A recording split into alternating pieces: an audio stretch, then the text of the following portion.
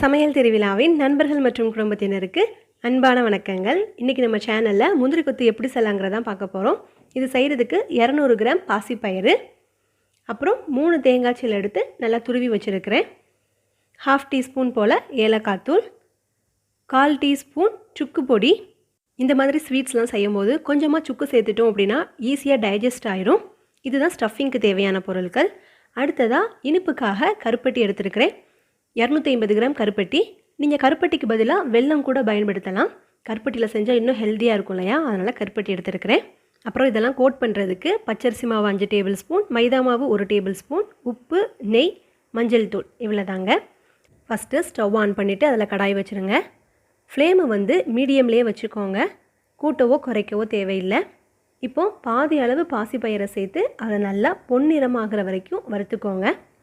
நம்ம தீயோட அளவை அட்ஜஸ்ட் பண்ணிகிட்டே இருந்தோம் அப்படின்னா ஒரு சில பாசிப்பயிறு நல்லா வறுபட்டிருக்கும், ஒரு சிலது வறுபடாமல் இருக்கும். அதனால் தீயோட அளவை மாற்றாமல் மீடியம்லேயே வச்சுக்கோங்க. இப்போ பாருங்கள், இந்த அளவுக்கு பொன்னிறமாக ஆனதுக்கப்புறமா இது ஒரு பிளேட்டுக்கு ட்ரான்ஸ்ஃபர் பண்ணிவிட்டு மீதி இருக்கிற பாசிப்பயிரையும் இதில் சேர்த்துட்டு அதே மாதிரி பொன்னிறமாகிற வரைக்கும் வறுத்துக்கோங்க. இது நல்லா வறுபட நல்ல வாசனையாக இருக்கும். இப்போ பாருங்கள், இதையும் நல்லா வறுத்தாச்சு. இப்போ இதை அந்த பிளேட்டுக்கு மாற்றிட்டு இதே கடாயில் நம்ம துருவி வச்சுருந்த தேங்காவையும் சேர்த்துடலாம். தேங்காய் வறுப்படும் போது ஃப்ளேமை லோவில் வச்சுக்கோங்க, இல்லாட்டி கருகிரும். இதையும் நல்லா ஒன்று போல் கோல்டன் ப்ரௌன் ஆகும் இல்லையா, அது வரைக்கும் வறுத்தெடுத்துடலாம். இது நல்லா வறுப்பட்டால் தான் ரொம்ப நாள் ஆனாலுமே நம்மளுக்கு இந்த பலகாரம் கெட்டு போகாமல் இருக்கும். இப்போது பாசிப்பயிரும் தேங்காவும் நல்லா வறுத்ததுக்கப்புறமா ஃபுல்லாக ஆற விட்டுருங்க. இது ஆறுனதுக்கப்புறமா நல்லா ட்ரையாக இருக்கிற ஒரு மிக்ஸி ஜார் எடுத்துகிட்டு இதில் ஃபஸ்ட்டு பாசிப்பயிரை நல்லா பவுட்ரு பண்ணி எடுத்துடலாம். ரொம்பையும் ஃபைன் பவுடராக அரைக்க வேண்டாம், ஒரு 90% அரைச்சி எடுத்துக்கிட்டால் போதும். இது கூடவே நீங்கள் ஏலக்காய், சுக்கு பவுட்ராக்காமல் வச்சுருந்தீங்க அப்படின்னா இது கூட சேர்த்து நல்லா பவுட்ரு பண்ணி வச்சுக்கோங்க. இப்போது இந்த மாவு ரெடி ஆயிடுச்சு. இதை அப்படியே வச்சுட்டு அடுத்ததாக நம்ம கருப்பட்டியை காய்ச்சிடலாம். அதுக்கு ஒரு பாத்திரத்தில் நம்ம எடுத்து வச்சுருந்த கருப்பட்டியை சேர்த்துட்டு இது கூடவே தண்ணியும் சேர்த்துடலாம். நான் இன்றைக்கி 80 ml தண்ணி சேர்த்துருக்கிறேன். நம்ம மெஷரிங் கப்பில் 1/3 கப் இருக்கும் இல்லையா, அதில் 1 கப் ஃபுல்லாக சேர்த்துருக்கிறேன். சேர்த்துட்டு இது எல்லாத்தையும் நல்லா ஒரு தடவை மிக்ஸ் பண்ணி விட்டுருங்க. இப்போது கருப்பட்டி நல்லா கொதித்து வர்ற ஸ்டேஜில் ஏலக்காய் தூளையும் சுக்கு பொடியும் சேர்த்துருங்க. இப்போ இது இன்னொரு தடவை நல்லா மிக்ஸ் பண்ணி விட்டுட்டு நல்லா கொதிக்க விடுங்க.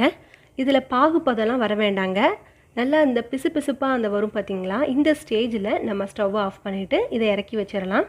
அடுத்ததாக ஒரு பவுலில் நம்ம அரைச்சி வச்சுருந்த பாசிப்பயிர் மாவையும் தேங்காய் துருவலையும் சேர்த்துருங்க. சேர்த்துட்டு இந்த ரெண்டுத்தையுமே நல்லா மிக்ஸ் பண்ணி விட்டுக்கோங்க. இப்போ இதில் நம்ம காய்ச்சி வச்சுருக்கிறோம் இல்லையா கருப்பட்டி பாகு, அதையும் இதில் கொஞ்சம் கொஞ்சமாக சேர்த்துக்கணும். சேர்த்துட்டு நம்ம உருண்டை பிடிக்க ஆரம்பிச்சிடலாம். அதே நேரம் கருப்பட்டி பாகும் கொஞ்சம் சூடாக இருந்தால் தான் உருண்டை பிடிக்கிறதுக்கு கரெக்டாக இருக்குங்க. மொத்தமாக எல்லா பாகையும் சேர்க்காமல் கொஞ்சம் கொஞ்சமாக சேர்த்துட்டு நல்லா மிக்ஸ் பண்ணி விட்டு பாருங்கள். தேவைப்பட்டால் அதே மாதிரி இன்னும் கொஞ்சம் பாகு சேர்த்துட்டு நல்லா மிக்ஸ் பண்ணி விட்டுட்டு உருண்டை பிடிக்க ஆரம்பிச்சிடலாம்.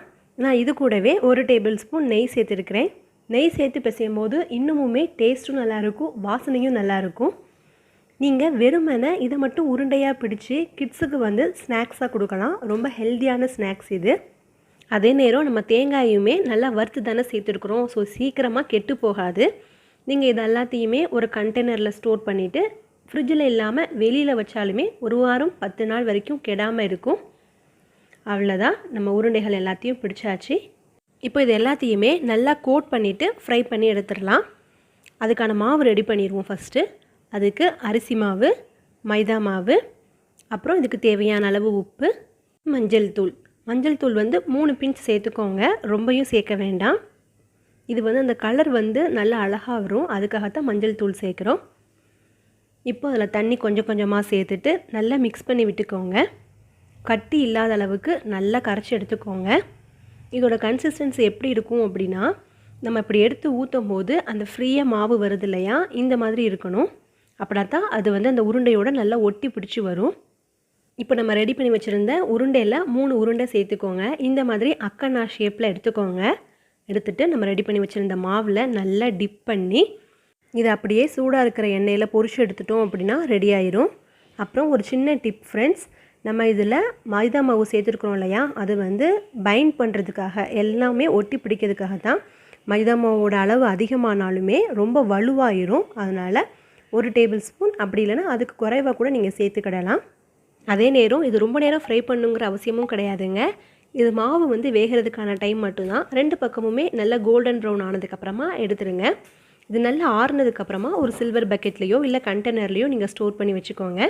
இந்த தீபாவளிக்கு நீங்களும் இந்த ஸ்வீட் ரெசிபியை ட்ரை பண்ணி பாருங்கள். ட்ரை பண்ணி பார்த்துட்டு எப்படி இருந்ததுங்கிறத கமெண்ட் செக்ஷனில் சொல்லுங்கள். உங்களுக்கு இந்த ரெசிபி பிடிச்சிருந்துச்சுன்னா லைக் பண்ணுங்கள், உங்கள் ஃப்ரெண்ட்ஸ் கூட ஷேர் பண்ணிக்கோங்க. மறக்காமல் சமையல் திருவிழா சேனலை சப்ஸ்கிரைப் பண்ணிக்கோங்க. தேங்க்யூ.